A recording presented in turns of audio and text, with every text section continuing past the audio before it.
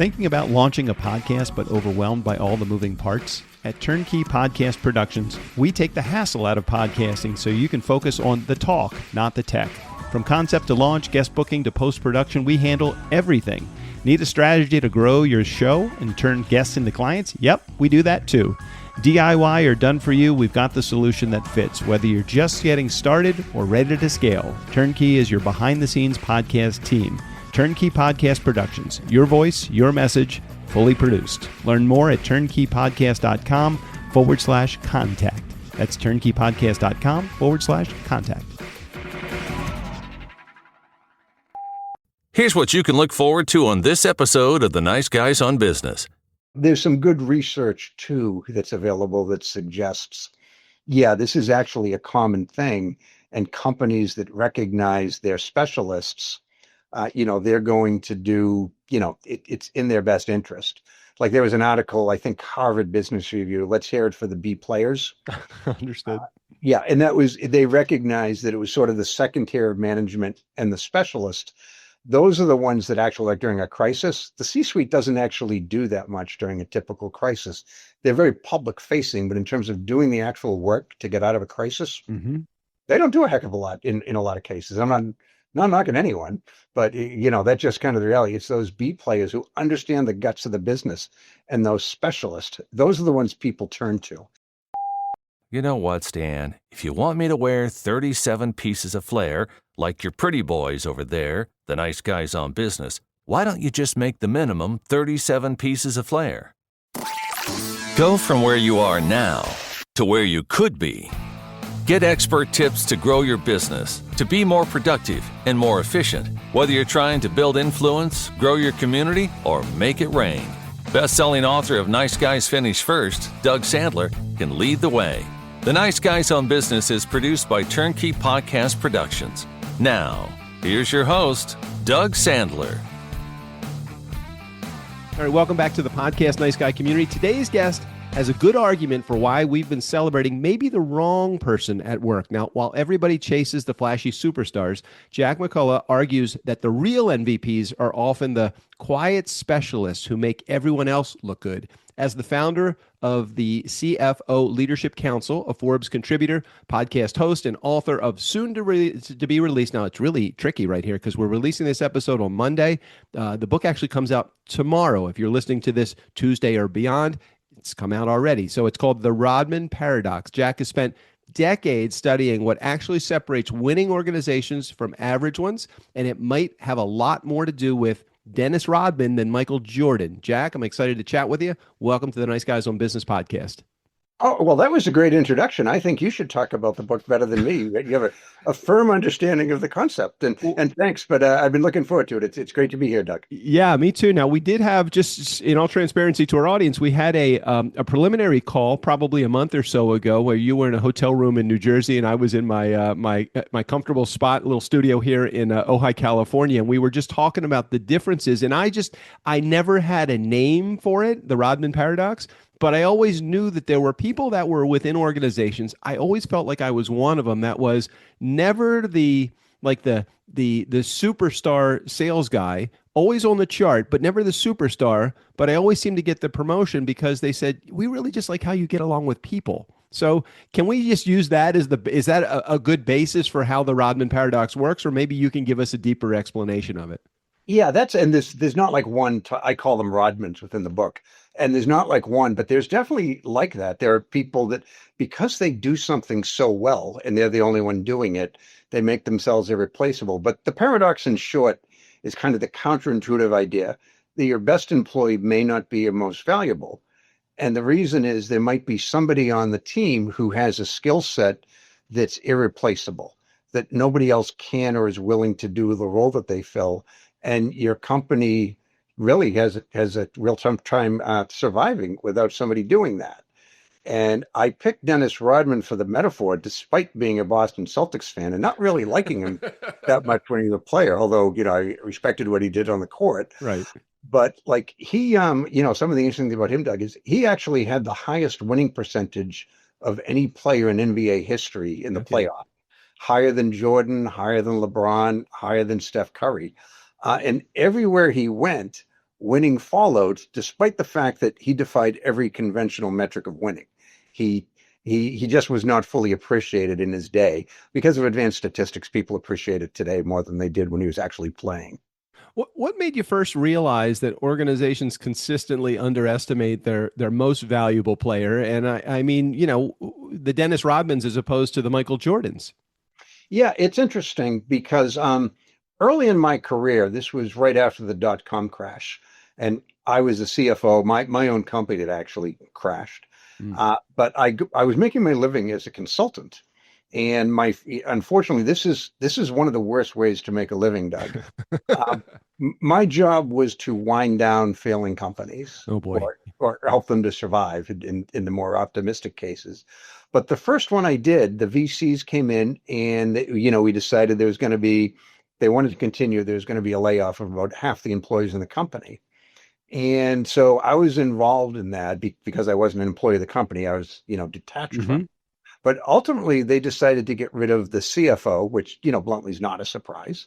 But to my surprise, the VP of sales and the CEO. So they basically decimated the C-suite, Hmm. but they kept people who were not particularly high up on the org chart. But they recognized if we want to survive, these are the people that play the critical role. It was a customer support person that all the existing customers loved and trusted. It was a inside salesperson and just had those relationships as well. Right. It the product marketing person who was the only one that could talk about the product roadmap intelligently to the customers. Not the only one, they could do it better. So I realized when in times of emergency, these very smart investors were picking the specialists over the leaders. And I didn't name it or anything like that, but years later, when I was given a friend of mine in a similar situation, I said, I just want to see how common this is. Turns out it's pretty common. Really? Now, you would think that leadership would recognize the Dennis Rodmans, maybe not have the word, the Rodmans in their organization, but do you find that they treat them differently than the Michael Jordans of the organization? Is it that the VCs, the venture capitalists, kept the Rodmans because they were lower paid and not as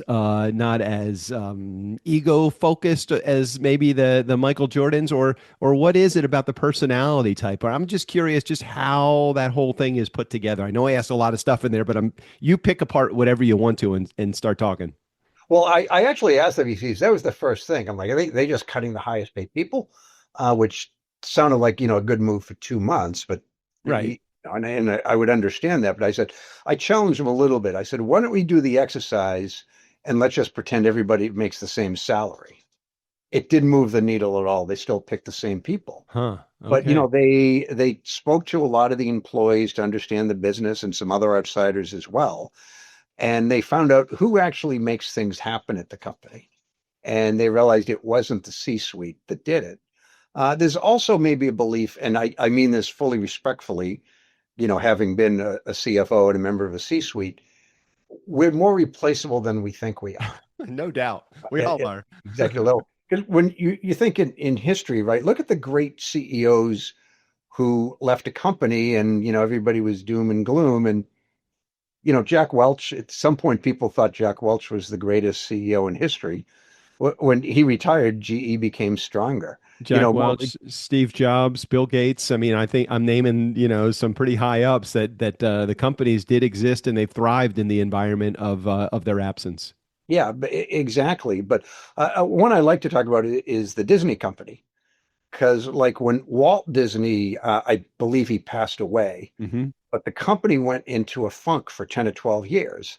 But he actually, by all accounts, even though he was the titular CEO, by all accounts at that point, he wasn't a great leader or executive. The company lost its heart and soul, its Hmm. engine, its creative vision, and it struggled a long time. But, years later, when Eisner came along and, he revived the company and everyone Sure. they had a similar reaction to Jack Welch, or Gates. Is this the best CEO in the company? But he retired or stepped down, and the company became better under the next leadership. Right. So, thinking Walt Disney, it was really his artistic side that wasn't replaceable. It wasn't the executive that wasn't. Yeah, as a visionary, he was hard to replace, and the namesake of the company also. It's really hard to replace that guy, but they are replaceable. You just have to find the right person. Let's get a little granular, if we could, for a couple of moments. Talk about some of the characteristics of someone that would be a Rodman within an organization, other than just the superstar versus the guy that's highly talented or the woman that's highly talented in the team. Sure, I like to say they don't want to climb, they like to dig. So I like that. yeah, they're the people. It's a scientist who writes flawless code, or in a life science company, it's the one who truly understands all of the proteins and things that make the drug work. And they might be singularly more important than anyone on the C-suite if you were to pick losing one over the other. A lot of times they, generally speaking, even though they're as greedy as the rest of us, they're not really good self-promoters. So they're people that kind of work behind the scenes. I have a friend of mine. He's actually the fire chief in his town, and he's someone I grew up with, and Hmm. he's now retired, but he became the fire chief. One of the most respected people in his town, rightly so. You know, the guy risked his life to save people, Hmm. a highly visible role. But I had a conversation with him a few years ago, and he was saying the guy that really deserves the credit is someone nobody even knows exists. Huh. I'm like, who's that? And he's like, well, they have a guy that goes around to buildings, with a flashlight. They're inspecting faulty wiring. So They're making sure, before. they're making sure the flashlights have batteries. They're making sure the fire extinguishers work, the smoke detectors work. He's like, who the hell even knows these people am I allowed to say who the hell? Absolutely. He even knows these people exist. But he said, I'd actually argue preventing the fire in the first place is critical. And if you want to make that metaphor to a business scenario that might be more familiar to your listeners, a cyber hack. Your company gets hacked. Somebody comes along, a consultant stops it. Hey, we're only out for 4 hours. Good on us. But what about the guy who quietly works in the background at a different company and prevented the same hack from happening? Yeah, really good. Now, speaking of which, like, what are some of the personality traits? Because I would imagine that it's somebody that probably doesn't have a huge ego, is a Rodman, somebody that is highly specialized in their talents, is a good relationship builder. I mean, are there certain qualifications or qualities that this Rodman has within an organization? Yeah, they tend to be introverts, which might make you challenge why I named it for Dennis Rodman, who I've He's a never little met. I'll go on a limb and say he's not. right. But yeah, they tend to be introverted. They're not good at leading people. They're not organized. They tend to be a little bit scatterbrained, if you will. They jump around. They're not good at things like project management. But if you want someone to dig deep, and even though they aren't good leaders and probably shouldn't be promoted into leadership roles, and we can talk about why that's a mistake later, they actually do like being mentors and taking on apprentices to share their research with. But yeah, they don't self-promote. That's a big thing. They kind of just want to quietly do their work and have that sort of be recognized and be its own reward. And you ever see the movie Office Space? Absolutely. Oh, movie. TPS reports? Yeah, yes, of course. And Dennis in the stockroom. Yeah, the Dennis Rodmans don't fill out TPS reports. Right, right. I get it. And in a number of ways, I'm totally a guy that can relate to the Rodmans as opposed to the Jordans. I'm not the superstar, and I would agree with you with a number of those. There's a couple. I feel like I can lead people. I'm not a great leader. I don't really I don't like to tell people what to do. That's the problem. But I do feel like there is a lot of detail that goes into what I do. I'm highly specialized in my approach. I'm not a systems guy. I am more scattered. Absolutely. I always tell everybody, you don't want me training you when you start a podcast because I'm a shotgun. You want somebody on our team that's highly specialized in one specific thing to get your show launched. So there are a number of things that I can relate to as a Rodman myself, I think.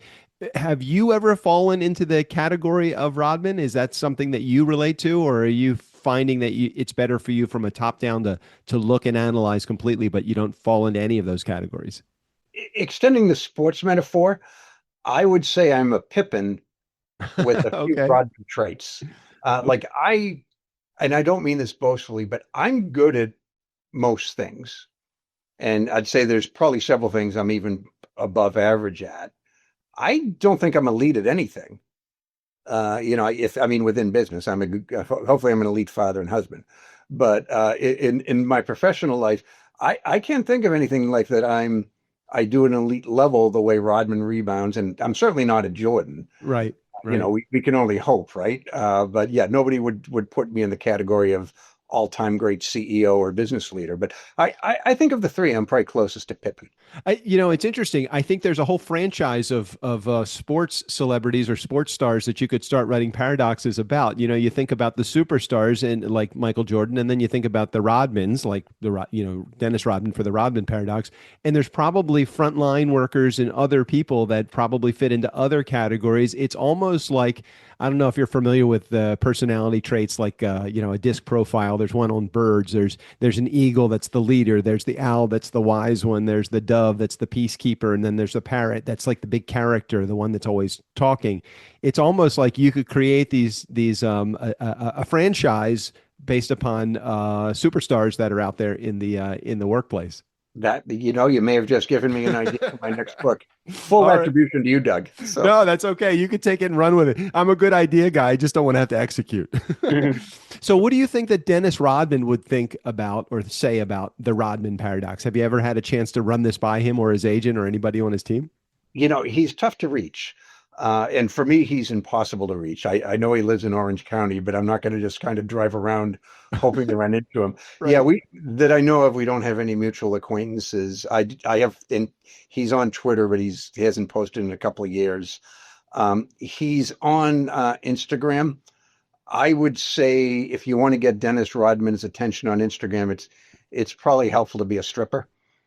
Maybe so. Yeah, I've heard that. I've heard that about him, or heavy drinker also, because he probably likes his bourbon or based tequila. upon who he interacts with, I would say I'm probably not going to be able to get his attention.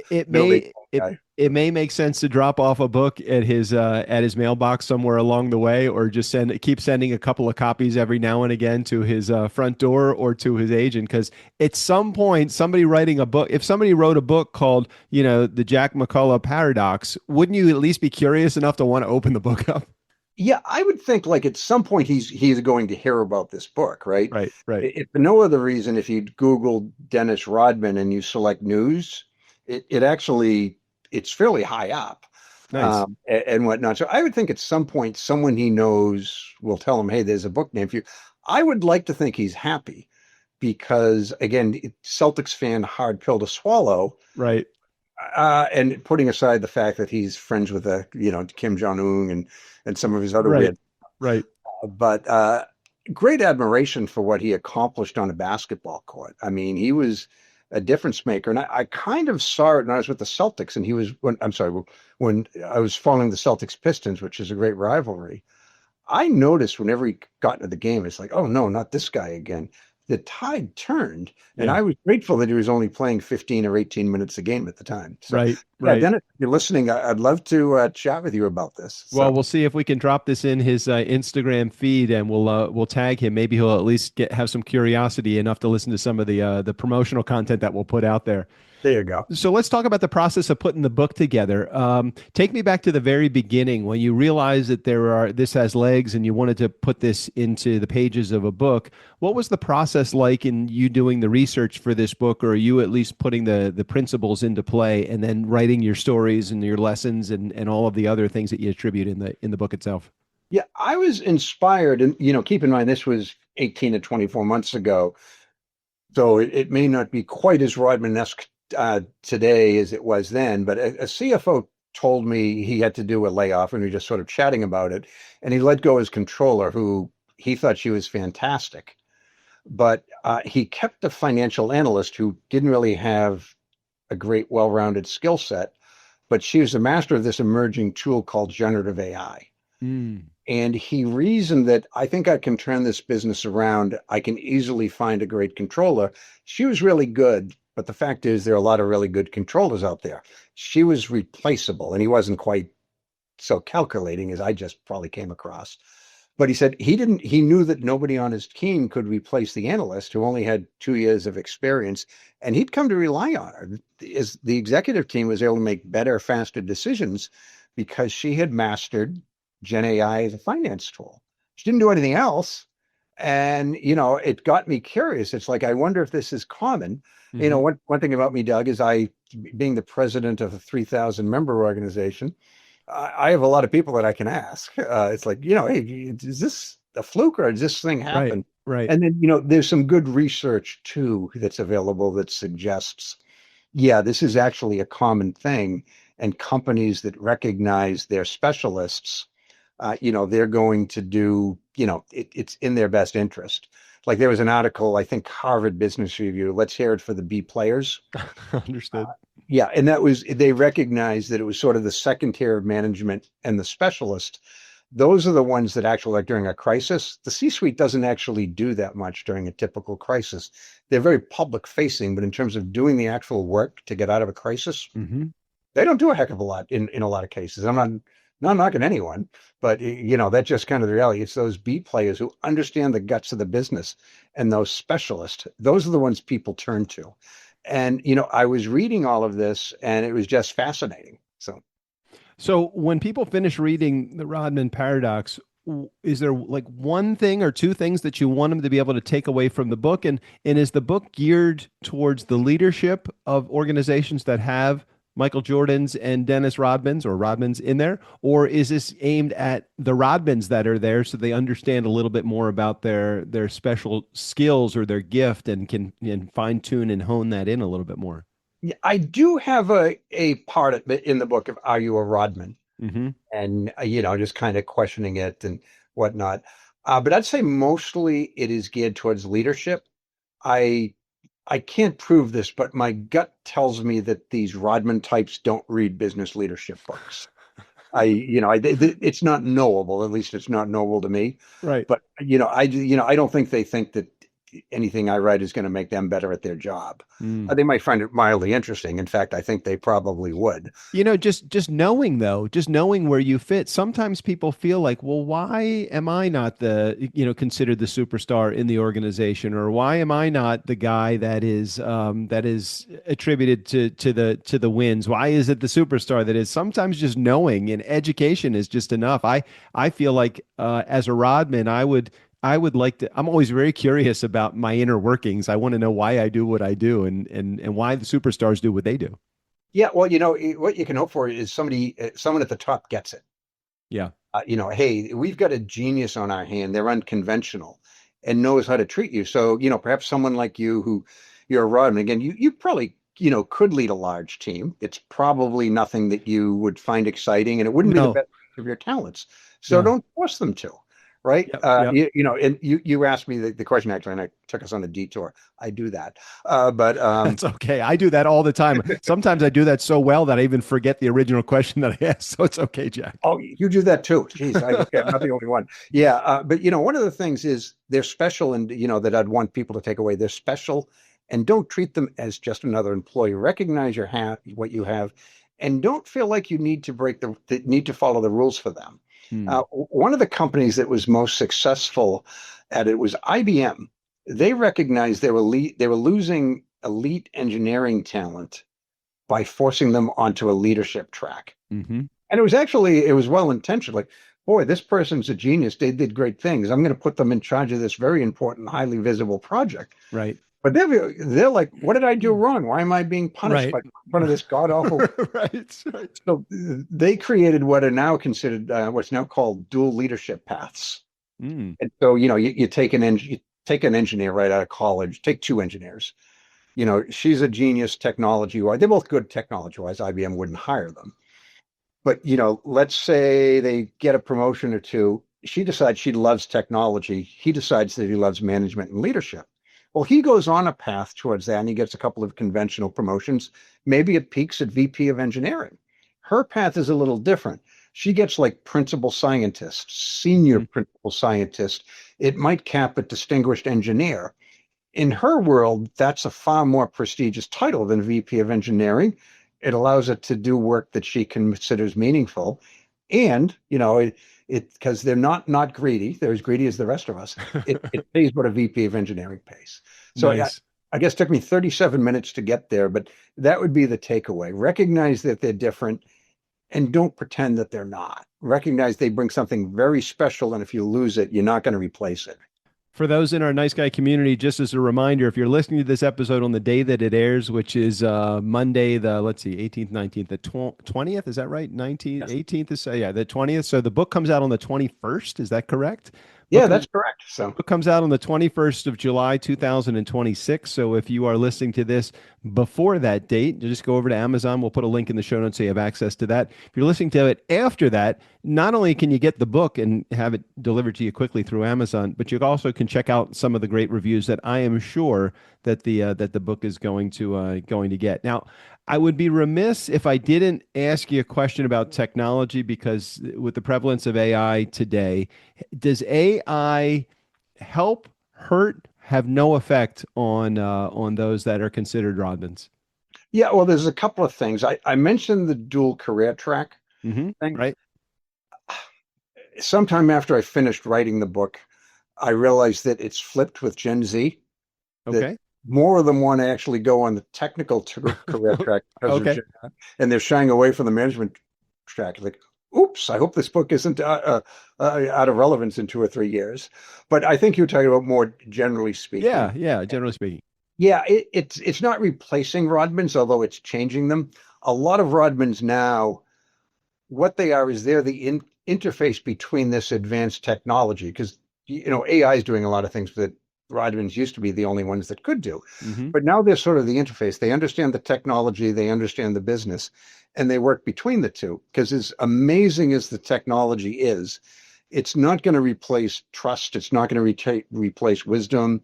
It's not going to replace empathy. And Rodman's are kind of the one that can translate Gen AI to a real world human centric solution. And I think that's where future Rodmans will sit, mastering both worlds, but I still like not teaching anybody. I like the fact that you do a deep dive and an analysis of this, just enough to share those concepts in a book you've written. It's probably 175, 200 pages, somewhere in there, of information that you have garnered, put together, researched, and put a lot of sweat equity into it as well. On a personal side, what's some of the stuff that you geek out over? When you're not writing a book, or when you're not leading a team, or when you're not consulting, is there something that you enjoy doing on your own? Well, I'm a lot of my life, I'm the father of two special needs sons. Mm-hmm. So, and they're both in their early 20s, but still highly dependent upon me and my wife. And that's kind of my passion and things that really matter to me a lot. But in terms of just things when I'm alone, I'm not as good at it as certain professionals, but I am a bit of a stats freak. Nice. Yeah, I'm always running numbers on things, and I can't help myself. In fact, like, I don't like crossword puzzles, Uh-huh. but somebody told me as you get older, do crossword puzzles, and it keeps your brain Helps active. your brain. Yep. Yeah. I found an app that's a crossword puzzle, but it's for mathematics. Oh gosh. Yeah, it's you're solving math.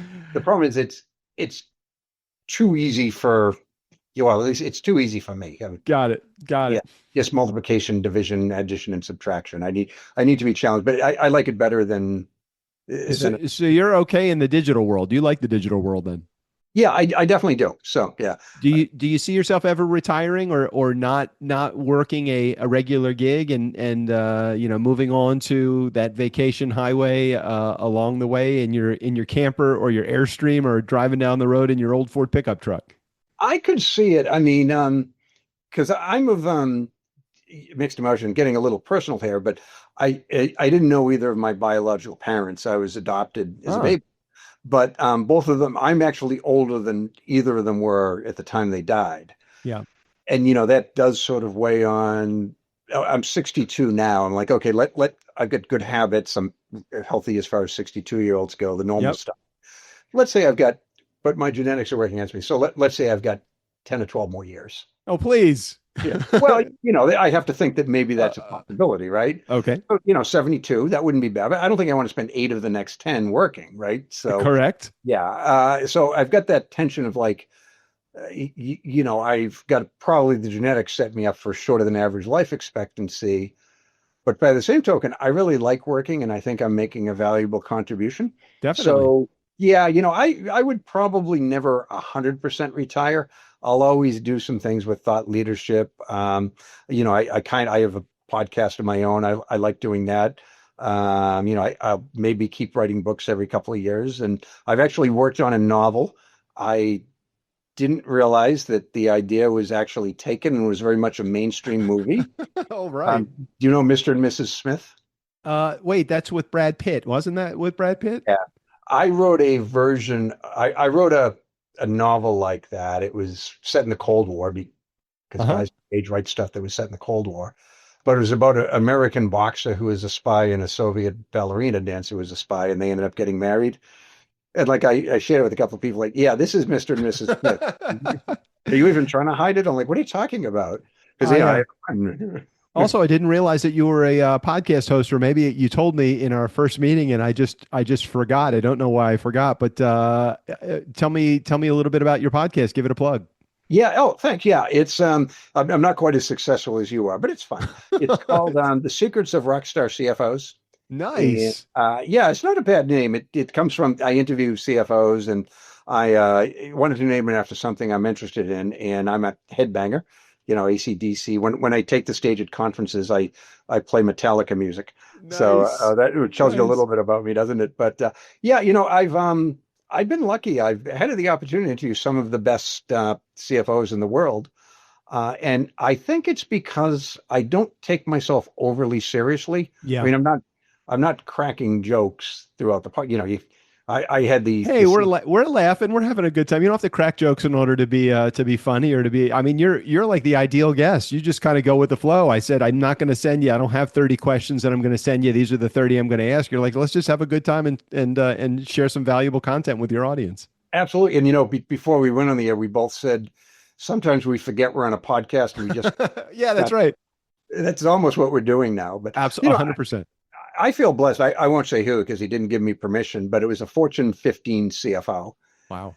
And he called me, said, I'm a big fan of your podcast and I'd love to come on. Wow. I thought I was being pranked. So I said, sure you are, dirty word, and hung up on it. And then I looked at the number. Oh, Did he call you back? Did you ever make that happen? I'm hoping you didn't hang up on him and he never called you I back. did. Luckily for me, he took it funny and his PR agent sent an email explaining that he wasn't kidding. And That uh, is awesome. yeah, but I looked at the number like, oh, geez, that's the actual company. So someone went to a lot of trouble if they're pranking me. Could actually been the guy. So Yeah. before we wrap up, also Jack, they say that behind every podcast guest is the person that's supporting them. So who is your biggest cheerleader, your biggest supporter on your team? Boy, I'm lucky. If I mean professionally, I've got a great team that supports me. I'd say my boss, Wayne Cooper. He bought the company from me 5 years ago, and the company has really flourished since that acquisition. But he's just kind of the boss. He lets me sort of do things that I like to do, and at this point in my career, that's what it's all about. Yep. I'm compensated fairly, but he let me launch the podcast. He's let me write a couple of books. Awesome. Yeah, he's a really a true good guy to work for. And then behind the scenes, obviously there's my wife, and I'm a triplet, so my sister's there. Always have my Uh, so. But that is great. That is great. Well, we're about the same age. I'm just a year younger than you, but enjoy that conversation and really enjoy the journey that you've been on, the path that you've been able to go down and the success that you've had in your career, Jack. I've so enjoyed having this conversation. Is there something that I should be asking you that I'm not asking you so that my nice guy community can get an earful before we wrap up today? I think we've had a great conversation, and I do want to resist the urge to plug anything. Plug But it. Plug it. Now's your chance. Go ahead, man. I was just going to say, if anybody, whether they buy the book or not, but if they are intrigued by the concept of irreplaceable specialists, I'm very approachable. And I'm the last man in North America who picks up the phone when it rings.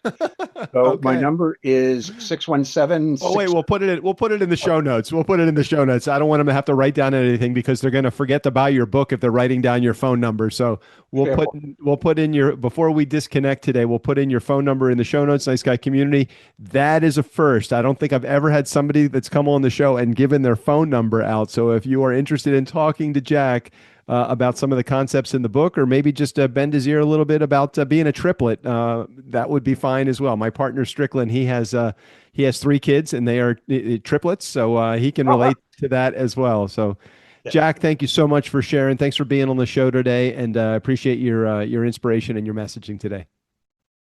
Hey, Nice Guy Community, never underestimate the power of nice. Again, special thanks to Jack McCullough. All of his information, including his phone number and his website and access to the book, will be right there in the show notes. Steve O'Brien, go ahead and take us out of here. For the Nice Guys on Business, I'm Steve O'Brien. Seriously, it'll only hurt for a minute. And don't worry, I'll be fine.